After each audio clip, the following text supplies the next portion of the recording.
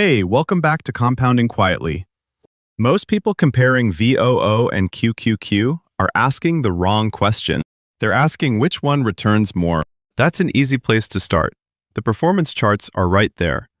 And one of them looks like a clear winner. But returns only tell you what happened to someone who held perfectly through everything. Let's look at what actually separates these two. The VOO versus QQQ comparison comes up constantly. And it makes sense why. Both are widely held, low-cost funds with strong long-term track records. Pull up a chart going back 10 or 15 years, and QQQ appears to win by a significant margin. So the natural conclusion is QQQ is better. But that conclusion only holds for someone who held through everything. The highs, the drawdowns, the long recoveries, the moments when the strategy felt wrong. And most investors, most real investors, with real emotions, did not hold through everything.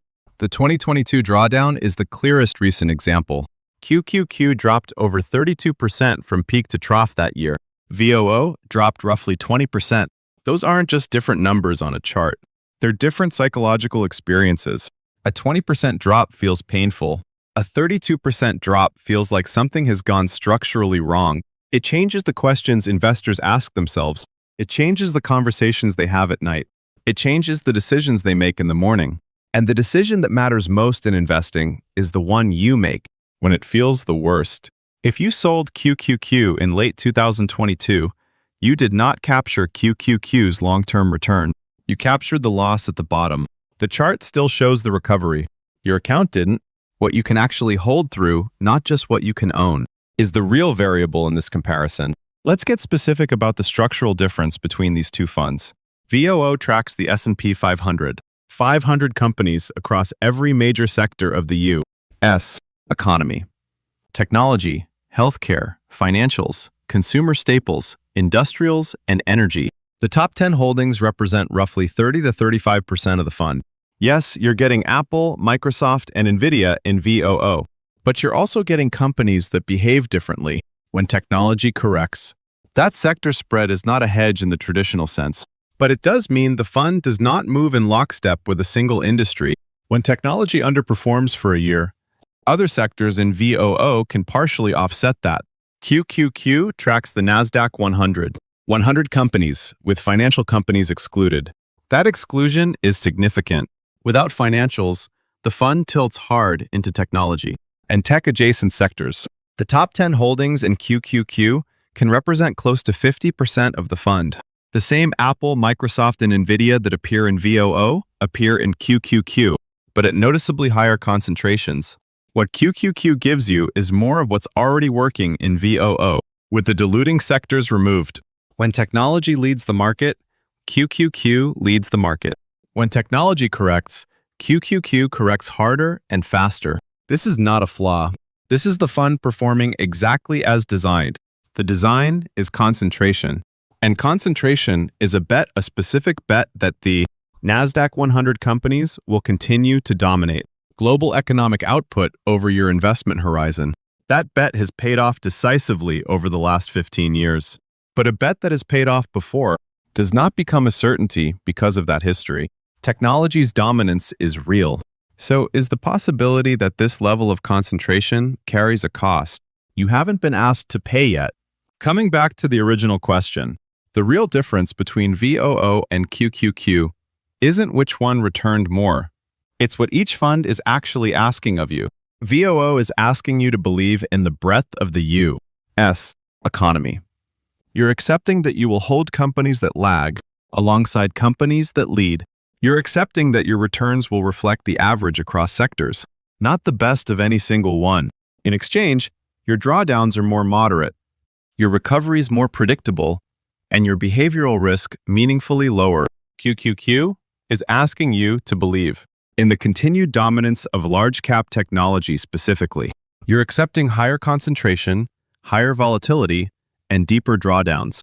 In exchange, when those concentrated sectors lead, as they have your returns compound faster. Both are defensible positions. Neither is obviously the correct one for the next decade. This is where the investor's own situation becomes the deciding variable, and where a simple comparison chart runs out of useful information. Think about two investors looking at the same question. The first is in the early accumulation phase, 20 or more years from needing income from their portfolio. They've looked at QQQ's historical outperformance and made a clear-eyed decision to accept the concentration. They know the drawdowns will come. They've decided in advance to keep buying through them, whether that means monthly contributions or simply not selling. They know what they're accepting, and they've made peace with it in advance. That's not a reckless position. That's an informed one. The second investor is 10 years or fewer from needing income from their portfolio. For them, the math is different. A 32% drawdown doesn't just affect account value. It affects withdrawal sequencing. It compresses the time available for recovery before the first draw. That investor doesn't just need to know what QQQ returned over 15 years. They need to know what happens to their specific plan.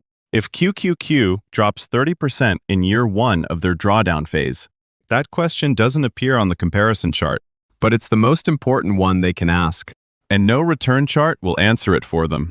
The fund isn't the primary variable here. The investor's timeline, income needs, and behavioral tolerance are the primary variables. The fund is the structure that delivers the exposure. Choosing the right structure requires knowing what you're being asked to tolerate, not just what you've historically been offered in return. There's a version of this comparison that ends by picking a winner. Most content on this topic picks one, but that framing assumes every investor has the same timeline, the same income needs, and the same capacity to hold through volatility. They don't. VOO gives you broad exposure to the U.S. economy, with lower volatility and a more moderate ceiling, when a single sector dominates. QQQ gives you concentrated exposure to the companies that have driven most of the return over the last decade, with higher drawdown risk built in. Neither is a mistake. Both can build real wealth over time. The question is whether the fund you're holding matches the investor you actually are, not the investor you picture yourself as when the market is going up. If you would exit QQQ during a 30% decline, QQQ is the wrong fund for your situation, not because of its structure, but because of your behavior inside it. If you can hold VOO through a slower recovery, without second-guessing your strategy, VOO may give you something more durable than a higher peak return. It may give you consistency. And consistency, sustained for 15 to 20 years, is how most individual investors actually build wealth. Not by finding the highest returning fund, by staying in a fund they can actually hold. That's the edge most people are actually looking for, not a better ticker. A sustainable relationship with the fund they're in. The market will test both of these funds again. That's not a prediction. That's how markets work. The question worth sitting with isn't which one will outperform next. It's which one you'll still be holding when the test is hardest. The criteria don't change when the market gets difficult. That's exactly when they matter most. Compounding quietly. Slow, steady wealth building. If this helped, subscribe and leave a like. Everything here is for informational purposes only. All final decisions and responsibilities remain with you. Thanks for spending time with Compounding Quietly today.